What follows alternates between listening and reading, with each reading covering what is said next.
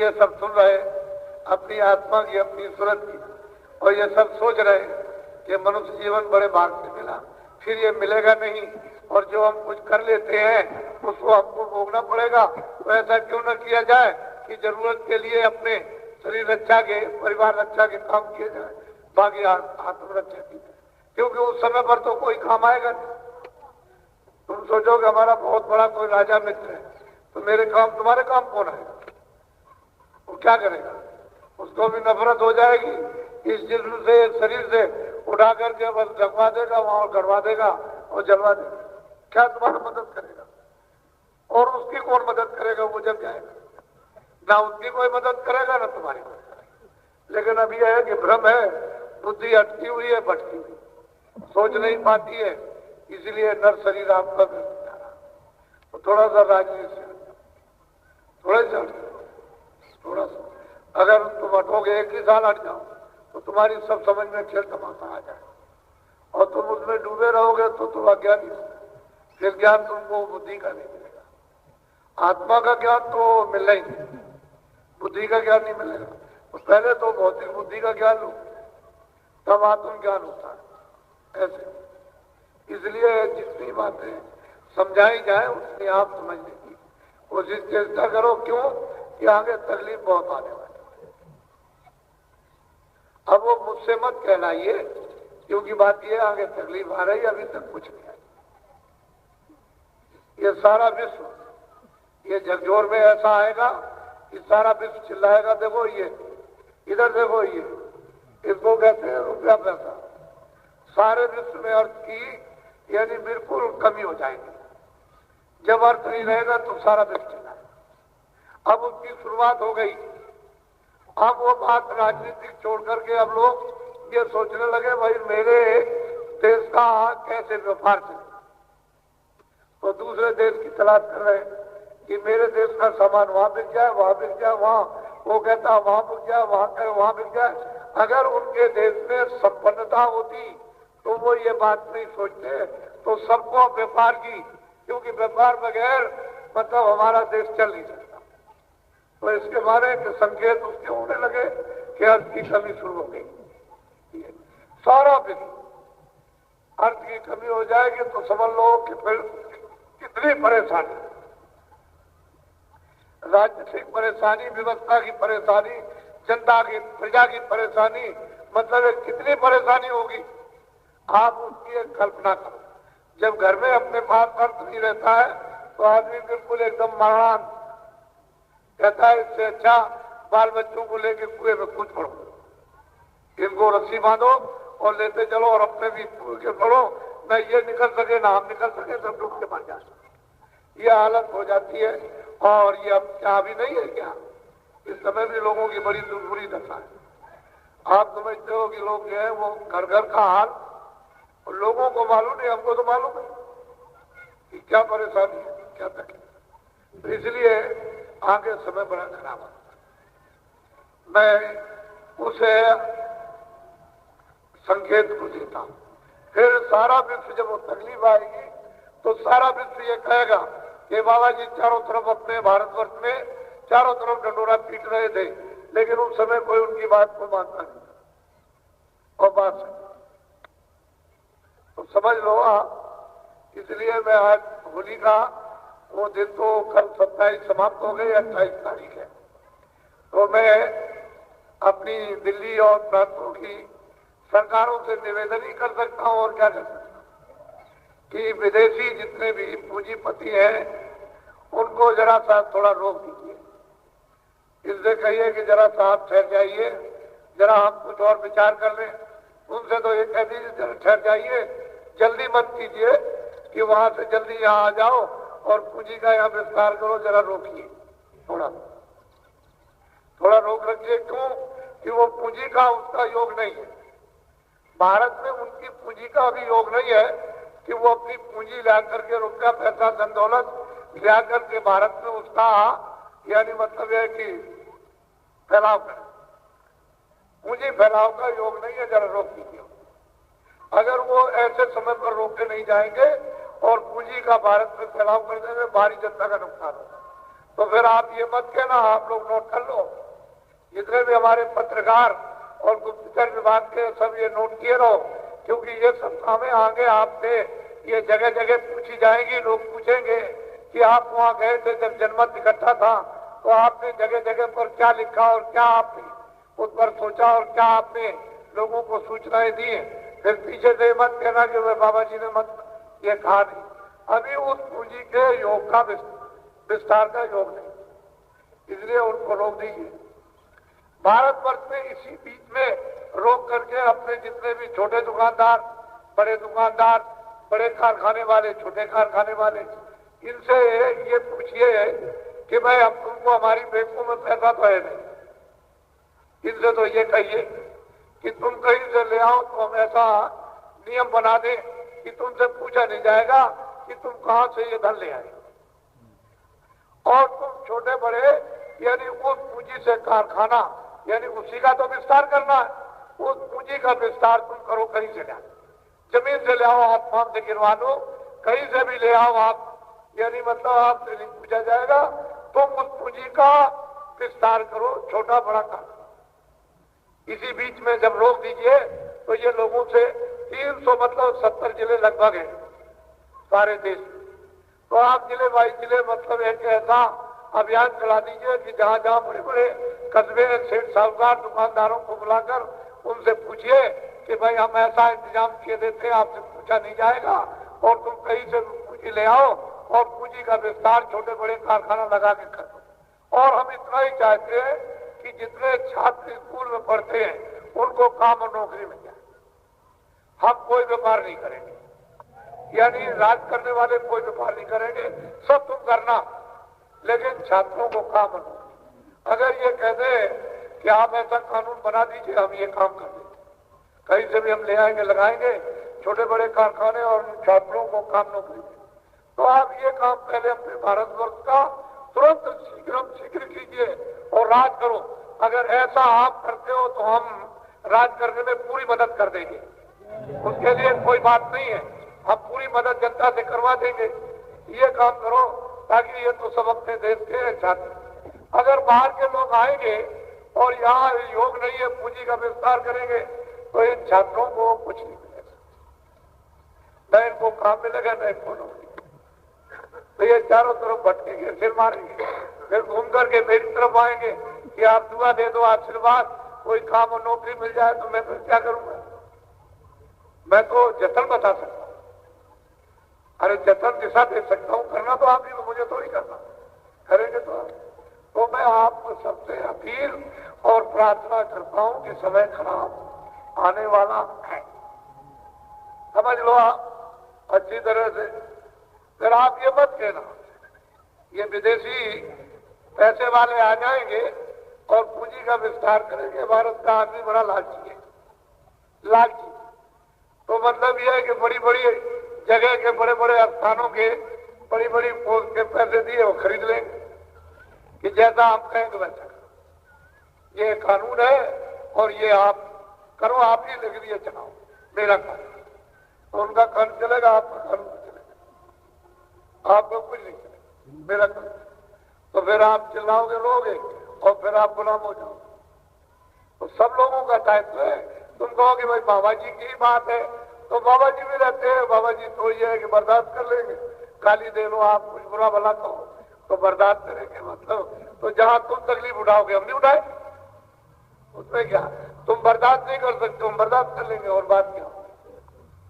लेकिन जितना तुमको अधिकार है उतना, तो हम आपको ये चेतना, जागरण बुद्धि यानी मानववाद में ये आपको ये संकेत देती है कि समय आगे खराब आने वाला, बहुत खराब समय आने वाला।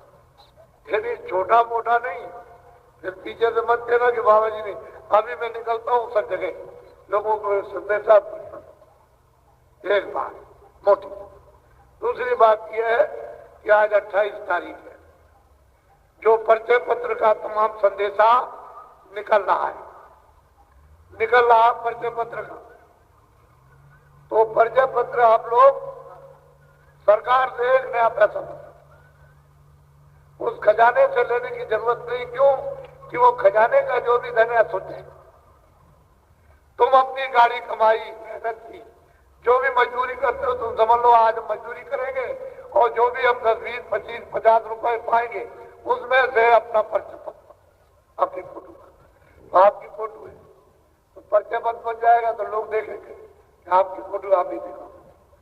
और बड़े काम में, चोरी में, डकैती में, इधर में घुसपैठ में, विदेशी घुसपैठ में, देसी घुसपैठ में, ये सब चीज टाके में, कचहरी में, मतलब दफ्तरों में, यहाँ वहाँ परिचय पत्र है, उसका नंबर सब जगह काम आएगा। एक बात।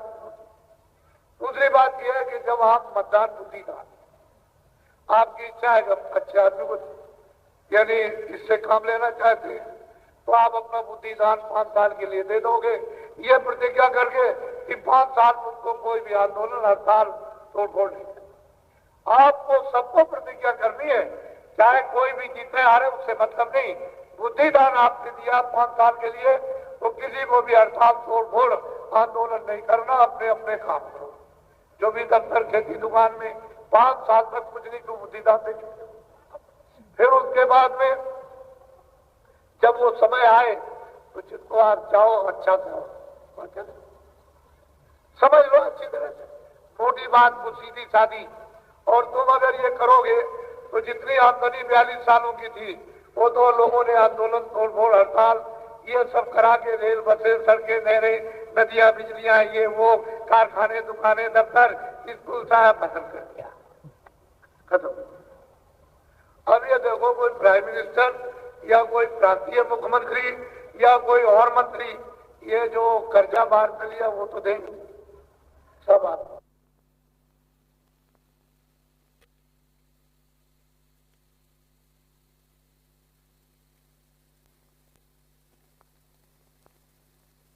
मैं इनको देता हूँ, भारत की जनता को देता हूँ, उसका विकास तो आप जनता।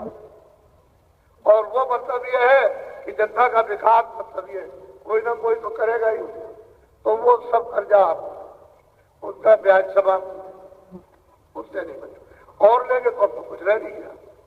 जब कुछ नहीं रह गया तभी तो विदेशी बुलाए जा रहे हैं कि चलो पूंजी विस्तार करो। तो आपको तो ये सोचना है, ये सब बातें मोटी बात। तो परिचय पत्र तो आप अपना पैसा देंगे जो भी 10 रुपए 12 रुपए 15 रुपए, और चुनाव आयोग को मैं पूरी मदद कर दूं। अगर वो जल्दी से ये काम करे तो हिंदुस्तान भर में मैं ये मतलब बिगल बजवा दूं कि सब लोग अपना पैसा दो, किसी राज्य सरकार को सेंटर को कोई पैसा देने की जरूरत नहीं है, हम जनता से दिलवा दें। अपील करके, प्रार्थना करके, मिन्नत करके, हाथ जोड़ के, और एक दिन ज्यादा घंटे 2 घंटे 4 घंटे काम मजदूरी कराकर परिचय पत्र का खर्चा उनका स्वयं का करवा देंगे और फोटो बन जाए, उसमें घबराने की जरूरत नहीं है। अच्छा आप लोग परिचय पत्र चाहते हो कि बन जाए तो कौन देगा? तो आप दोगे, जरा हाथ तो उठाओ। वो देखिए आप सब जनता के नहीं, ये सब लोग उधर चले जाए तो जितना ये मैदान है बिल्कुल टाइट हो जाए। अब ये थोड़ी बहुत जनसंख्या तो है नहीं कि वो खेल तमाशा है। मथुरा में वृंदावन में तो ये जनसंख्या आती है, इतनी तो बरसाने में भी नहीं जाती साल भर में। और आप पहले इस जनसंख्या को आप देखिए, ये कहती है कि हम देंगे, हम किसी राज्य सरकार, तो आप लोगों को क्या चिंता है? आप जल्दी से जल्दी यानी ये दिखा दीजिए कि हमने आपका परिचय पत्र 6 महीने में बनवा दिया। आप ये दिखाइए, आप 6 महीने में बना। आप जनता की खुशहाली चाहते हो तो वही काम करो। आप मतलब अच्छा काम करोगे, हम जनता से आपको समर्थन दिलवाएंगे। हर तरह का तुम राज करो, हम जरा मना करते हैं, आप राज कीजिए, अच्छा कीजिएगा। कोई गड़बड़ी आए तो फिर महात्माओं से निर्देश और दिशा ले लीजिए, वही ऐसा करो, जनता इस तरह के काम से खुशहाल हो जाएगी, तो वैसा काम कीजिए, आप राज करते रहो, हम काम मना करते हैं। कब आपका राज किसी का छीन रहे अपना? लेकिन ये जो राज करते हैं इनको ये जानना चाहिए कि ये प्रजा हमारे बच्चे, जैसे 2 बच्चे 4 बच्चे, ये सब आप सबका पालन पोषण करो और सबको न्याय रक्षा दो, ऐसी व्यवस्था करो। ये सब आपके बच्चे, इसमें क्या है छोटे बड़े ये वो, अरे फिर क्या गांधी और क्या अम्बेडकर और क्या मतलब हरिजन और क्या क्षत्रिय और क्या ब्राह्मण, सब आपके बच्चे हैं। जब आप उस स्थान पर, उस पोस्ट पर, उस कुर्सी पर, उस पर बैठ गए तो फिर आपके ये सब बच्चे हैं। जब उतर जाना तो उसके बाद में आप भी फिर बच्चे बन जाना, फिर जो वहां आएगा वो सब उसको मानना। इस तरह से प्रजा का पालन पोषण होता है और प्रजा तब खुशहाल और तब मतलब एक शांति संतोष, और फिर उस राजा को प्रजा भगवान की तरह मानती है। ऐसा नहीं कि इसको कटवा दिया, उसको कटवा दिया, ये मरवा दिया, उसको मरवाया, ब्राह्मण मरवा दिया, अर्जन मरवा दिए तो मुसलमान अरे बने, कुछ नहीं। तुम और मंदिर बनाओ और मस्जिद बनाओ, क्या है, सबको यहां से छोड़ के जाओ। अरे भाई इसीलिए तो इबादत करेंगे, भजन करेंगे, प्रार्थना करेंगे, पाठ करेंगे, तुम बनवाओ। सकल भूमि गोपाल की, यहाँ कहा अटक बटक, ये सब भूमि उसी की है, कण कण। जब ये धार्मिक देश है, अपना ऋषियों मुनियों ने ये कूट कूट के भर दिया कि धर्म, ये भारतवर्ष धर्म देश है, यहाँ पर मतलब कर्म बनता है। और फिर जब कभी कहीं जन्म दिया जाता है तो वहां उसका भोग हो जाता है। असली चीज तो ये, तो यहाँ अटक बटक रहे हो आप। अरे भाई किराए का मकान तो मालिक ने आपको ये दिया, तो इस मकान की सुरक्षा हिफाजत करो। और ये तो आपने बनाया है, कह दिया ये मकान है, ये मंदिर है, ये है गिरजाघर है, ये मस्जिद है। अरे भाई ये कि यहाँ से जरा सा अलग चले चलेंगे 2 मिनट, कुछ भगवान का कुछ मतलब ये है कि उसकी याद करेंगे, नाम लेंगे, बस इतने के लिए। बाकी तो आप अपने घर में मंदिर बनाओ, घर घर को मंदिर बनाओ, घर घर को मस्जिद बनाओ। आप राजा बनो। इन सबको अपना बच्चा ये कहां से मिलेगा? महात्माओं से। ये ज्ञान, ये शिक्षा ये आपको मिलेगी। ये ऐसे शिक्षा नहीं मिलती है महात्माओं से। ये सब आपको, कोई राजा उसके इतिहास बने भारतवर्ष में, ये ऐसे राजा हुए जो प्रजा को अपना अपने बच्चों की तरह से बच्चा मानते और कोई तकलीफ प्रजा हुई। ऐसा क्यों हो रहा? नहीं तो बड़ी तकलीफ आ गई। फिर ये मत कि मैं तो मदद कर ही रहा हूं, मैं तो योगदान हर तरह से आपको दे रहा हूं, मेहनत करता हूं, दौड़ता हूं हर तरह से, इसलिए आप लोग समझदारी और दौड़ा होगा तो आप वहां अपना जो कुछ भी सेवा योगदान नर नारी बच्चे बच्चों को लाने का वो कीजिए। तो मैं कुछ संदेश इनको दे दूं, जल्दी जल्दी जल्दी जल्दी, मतलब एक अच्छे आदमी, अच्छा समाज जो सबके लिए सुखारी हो, आराम आनंद दे हो। और जरा सा सत्संग बोलो। सब सूरति पूछे एक माता स्वामी देव वेद सूरत ने पूछा, जब ये सुना कि भाई ये तो परदेश है, ये तो दूसरे का मकान है और ये मकान ले लिया जाएगा और इस तरह से जन्म तेरा 4 खानों में 84 लोचियोनियों में होगा। तो पूछते हैं कि स्वामी आप पूछती है कि आप कौन है, अपना भेद आपको बताइए विवरण के साथ, यदि तफसील से तरकीब से बताइए आप अपना भेद साफ बोलो। तब स्वामी ने वचन सुना या मार्ग कायो वेद बताया। भाई वचन सुनाया, उन्होंने कहा गए सुना तो मनुष्य रूपी तन में दोनों आंखों के पीछे बैठी, यहाँ पर ये हृदय तेरा है, ये घाट है।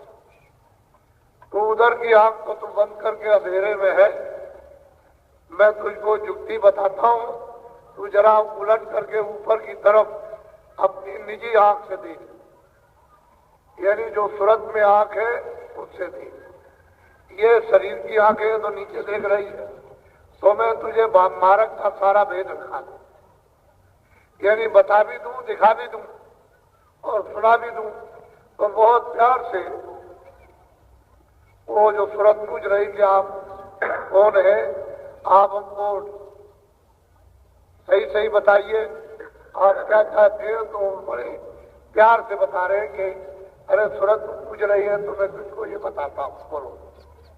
5 नाम का सुमिरन करो, श्याम से तमें सूरत। कहते 5 नाम का है सूरत, तू सुमरन कर।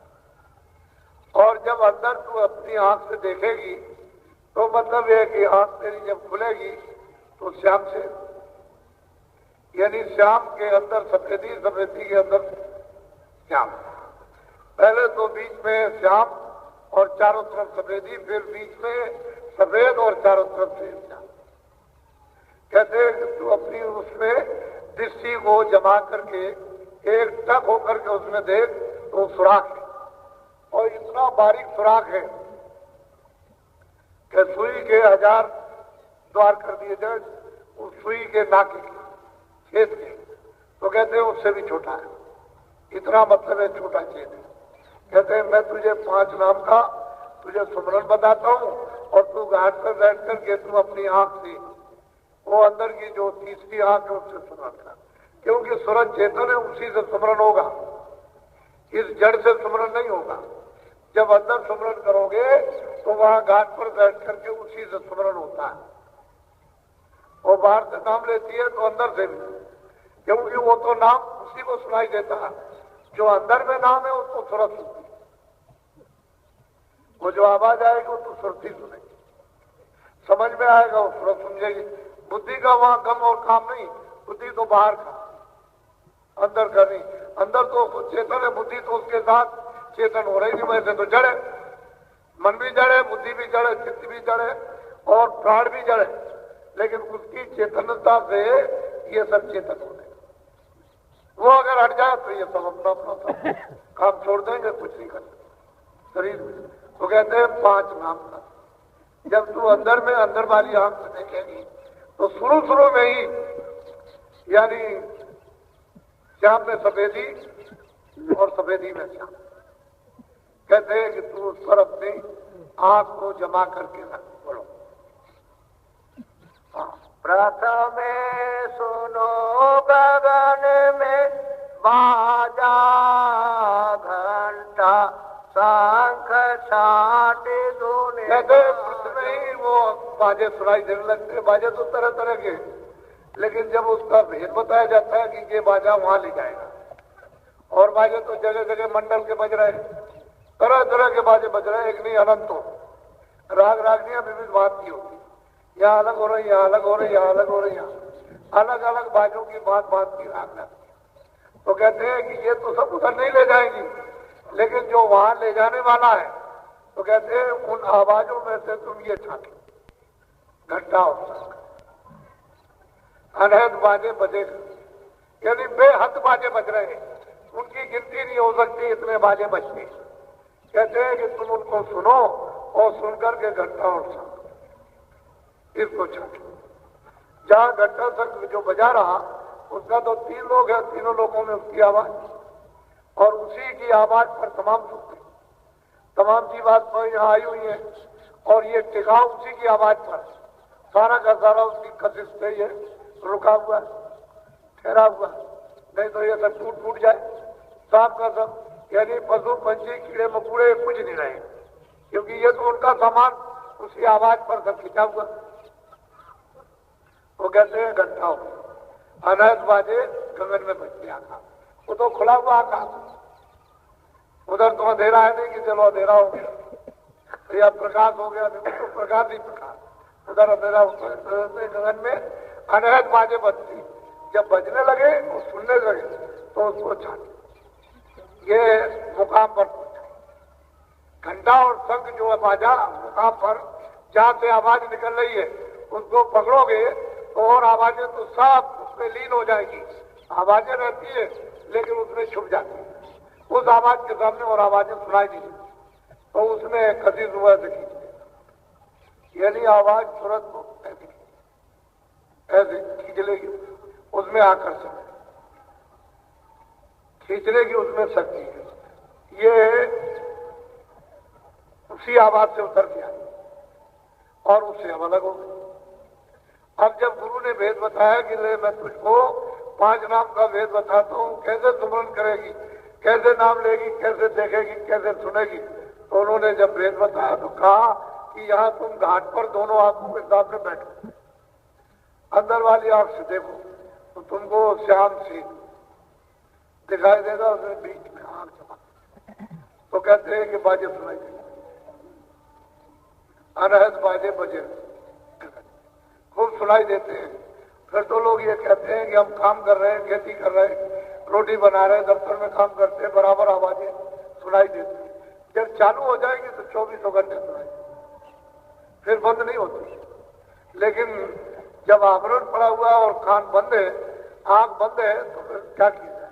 आवरण हटेगा तभी तो, आवरण नहीं हटेगा तो सुनाई ना आपको दिखाई देगा।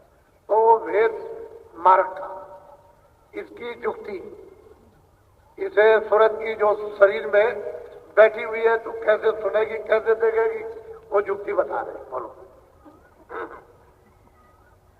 सहस कमल दल ज्योति लखाई बंकनाल में जाए। कमल में वो विराजमान बैठे हुए त्रिलोकी